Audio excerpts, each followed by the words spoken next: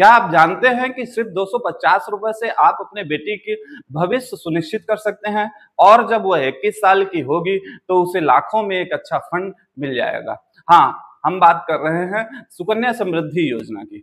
आइए हम देखते हैं कि सुकन्या समृद्धि योजना में हमें क्यों निवेश करना चाहिए। नमस्कार, मैं प्रबल मिश्रा और आप भारत सरकार की बच्चियों के लिए सबसे पॉपुलर स्कीम सुकन्या समृद्धि योजना की। आइए देखते हैं कि ये योजना क्या है। यह योजना 2015 में शुरू हुई बेटी बचाओ बेटी पढ़ाओ योजना का है एक विस्तार रूप है। बेटियों को सशक्त करने के लिए ये योजना को लाया गया है। इसमें केवल बच्चियों का अकाउंट ही खोला जा सकता है। बेटी और वो 10 साल की एज को पूरा कर ली तो उनका खाता हम नहीं खोल सकते। अगर 10 साल से कम एज है तभी हम उनका खाता ओपन करवा सकते हैं। 10 साल की एज ज्यादा हुई तो हम उनका खाता नहीं खोल सकते। खाता खोलने के लिए क्या जरूरी है, तो बालिका की एज 10 साल से कम होनी चाहिए। खाता किसी भी डाकघर में, ये सबसे बड़ा क्वेश्चन है कि सुकन्या समृद्धि योजना का हम खाता कहां से खोल सकते हैं। तो सुकन्या समृद्धि योजना का खाता आप अपने नजदीकी डाकघर में जाके खोल सकते हैं, नहीं तो भारत सरकार द्वारा अधिकृत बैंक से मतलब है कि आप किसी भी सरकारी बैंक में जाके सुकन्या समृद्धि योजना का खाता खोल सकते हैं। आवश्यक दस्तावेज क्या लगेंगे खाता खोलने के लिए, आपको डॉक्यूमेंट्स की क्या जरूरत है, तो उसमें पहला तो आपको बेटी का जन्म प्रमाण पत्र लगेगा, और दूसरा अभिभावक का पहचान पत्र, चाहे वो माता का हो या पिता का, एक अभिभावक का उसमें पहचान पत्र लगेगा। तीसरा क्या है कि पते का प्रमाण, कि आप कहाँ रहते हैं और आपका पता, अस्थायी पता क्या है, उसका एक आपको प्रमाण देना पड़ेगा। एक परिवार में अधिकतम 2 बच्चियों का ही खाता खोला जा सकता है। अपवाद के रूप में इसको आप समझिए कि जैसे पहली बच्ची तो आप इसका खाता खोल सकते हैं, आपकी दूसरी बच्ची है तो आप इसका भी खाता खोल सकते हैं, पर आपकी जो तीसरी बच्ची है आप इसका खाता नहीं खोल सकते। केवल 2 ही बच्चियों का खाता मैक्सिमम खुल सकता है। अपवाद के रूप में अगर आपकी दूसरी बच्ची जब जुड़वा हो गई, ट्विंस पैदा हो गई, तो उस परिस्थिति में आप दोनों बच्चियों का खाता खोल सकते हैं। इस परिस्थिति में आप 3 बच्चियों का खाता एक साथ खोल सकते हैं, पर उनका आपको प्रूफ देना पड़ेगा कि जो सेकेंड वाली बच्ची हुई थी वो ट्विंस हुई थी, जुड़वा हुई थी। आगे देखते हैं कि इसमें क्या निवेश कर सकते हैं, कितना निवेश कर सकते हैं, मैक्सिमम निवेश की क्या इसमें लिमिट है या मिनिमम लिमिट क्या है। तो इसमें हम 250 रुपए सालाना मिनिमम लिमिट है, और मैक्सिमम लिमिट की बात करें तो 1.5 लाख रुपए है। मैक्सिमम लिमिट की बात करें तो इसमें 1.5 लाख रुपए है। आप साल भर के अंदर में इसमें 1.5 लाख रुपए जमा कर सकते हैं, चाहे मंथली जमा करें या ईयरली, एक बार में किसी भी डेट में आप 1.5 लाख रुपए जमा कर सकते हैं। हर साल पैसा जमा करते हैं तो आपको मैक्सिमम इसमें 15 साल तक इसमें पैसे जमा कर सकते हैं। ये जो 1.5 लाख रुपए है या 1.5 लाख से नीचे की जो भी राशि है 250 रुपए से कम नहीं होनी चाहिए। इससे ऊपर की राशि जो भी हो और मैक्सिमम 1.5 लाख रुपए तक की राशि, इसके बीच की राशि जो भी हो, आप 15 साल तक कंटिन्यू या जब भी हो आप जमा कर सकते हैं। आइए देखते हैं कि इसमें ब्याज दर क्या मिलेगा और इसका लॉकिंग पीरियड क्या होता है। तो इसमें अभी करंट जो ब्याज दर है 8.2% है। अभी जो भारत सरकार की 2025 में करंट ब्याज दर है वो 8.2 है, और इसमें भारत सरकार हर तिमाही में अपने ब्याज दर को बदलती रहती है।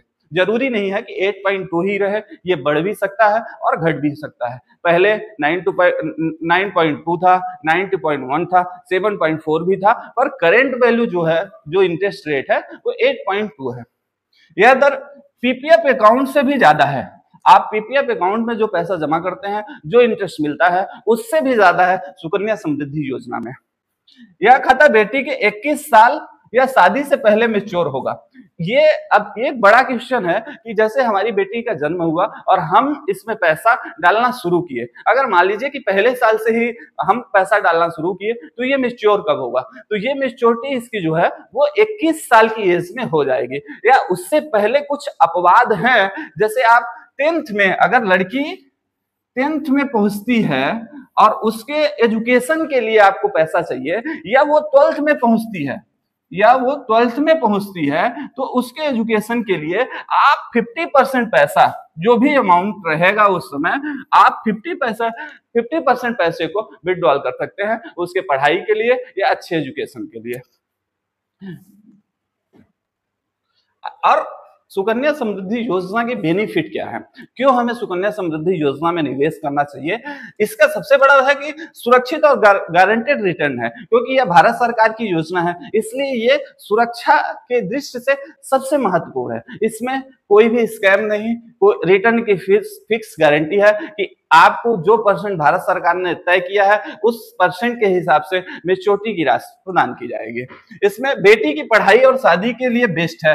अब इसके लिए क्या है कि जैसे हम SIP करते हैं या बेटी के नाम से FD करते हैं या और भी कोई स्कीम, LIC की स्कीम या अदर स्कीम कोई भी लेते हैं, तो उससे अच्छा है, क्योंकि यहाँ एक तो गारंटी, भारत सरकार की गारंटी मिल रही है, दूसरा इसका जो ब्याज दर है 8.2% है, वो मैक्सिमम है, चाहे FD हो, चाहे PPF हो या LIC हो, उससे ज्यादा मैक्स है।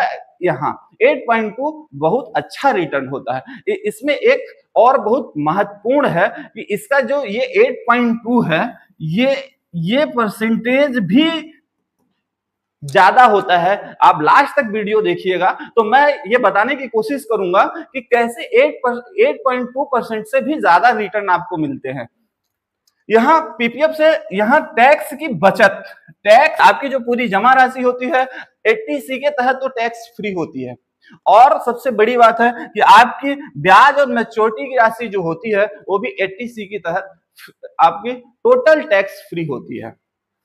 आगे देखते हैं कि इंपॉर्टेंस रूल क्या है, सुकन्या समृद्धि योजना की इंपॉर्टेंस रूल क्या है, कि कब आप इसको निकाल सकते हैं, कब इसको बंद कर सकते हैं, किन परिस्थितियों में इस खाते को क्लोज किया जा सकता है। तो पहला है कि बेटी के लिए एक खाता, इसका जो एक बेटी के लिए इसका इंपॉर्टेंस है कि खाली एक बेटी के लिए एक खाता, आप मैक्सिमम खाता एक बेटी के नाम से ही, आप मल्टीपल खाता ओपन नहीं कर सकते, ये इसका रूल है। इसमें एक परिवार में अधिकतम 2 बेटियों का खाता ही खोला जा सकता है, जो हम पहले बात कर चुके हैं कि खाली एक परिवार में मैक्सिमम 2 बेटियों का, और अगर वो ट्विंस हुई, दूसरी बच्ची अगर आपकी ट्विंस हुई तो उन दोनों मतलब मैक्सिमम 3 बच्चों का, उससे ज्यादा का खाता नहीं खोला जा सकता। नॉर्मल परिस्थितियों में 2 बच्चों का, और अगर दूसरा बच्चा, दोनों बच्ची हुई और वो ट्विंस हुई तो 3 बच्चियों का, ये अपवाद है। नॉर्मल परिस्थितियों में हम 2 बच्चियों का ही खाता खोल सकते हैं सुकन्या समृद्धि योजना में। शादी के बाद खाता बंद हो जाएगा।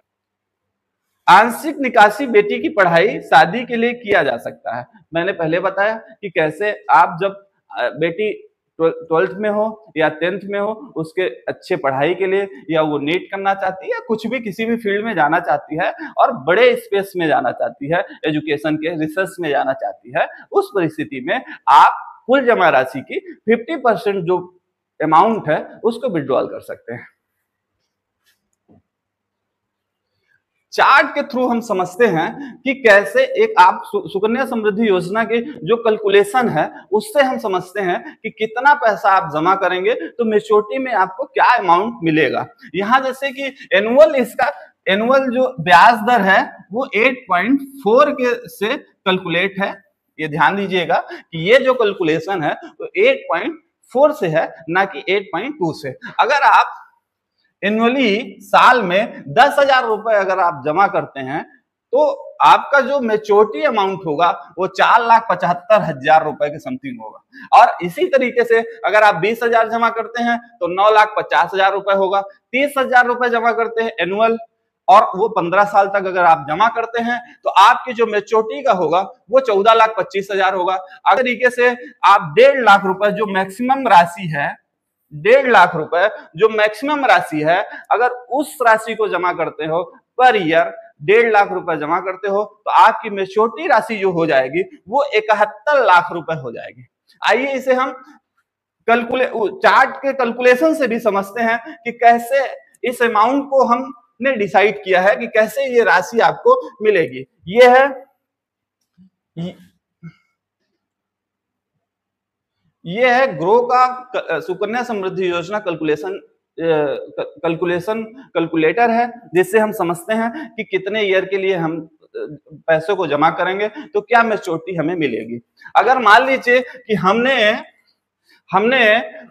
20,000 रुपए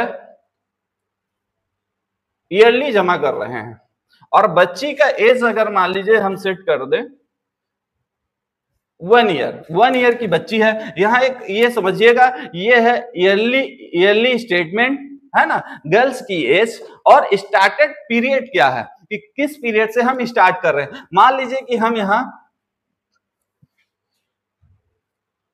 2025 से हम ये स्टार्ट करते हैं तो क्या अमाउंट मिलेगा आपको, आइए देखते हैं कि क्या अमाउंट मिलेगा आपको। यहाँ है टोटल इन्वेस्टमेंट, आपका जो इन्वेस्टमेंट है, जो आप 20,000 रुपए हर साल इन्वेस्टमेंट कर रहे हैं, वो 15 साल में आप टोटल इन्वेस्टमेंट क्या करेंगे तो वो 3 लाख रुपए है। जो आप टोटल इन्वेस्टमेंट करेंगे वो 3 लाख रुपए करेंगे और जो आपको मेच्योरिटी ईयर जो होगी वो 2046 होगी। जो 21 साल की जो आपकी मेच्योरिटी ईयर होगी वो 2046 होगी और इसमें जो आपका टोटल इंटरेस्ट बन के आएगा वो 6,23,677 रुपए बन के आएगा।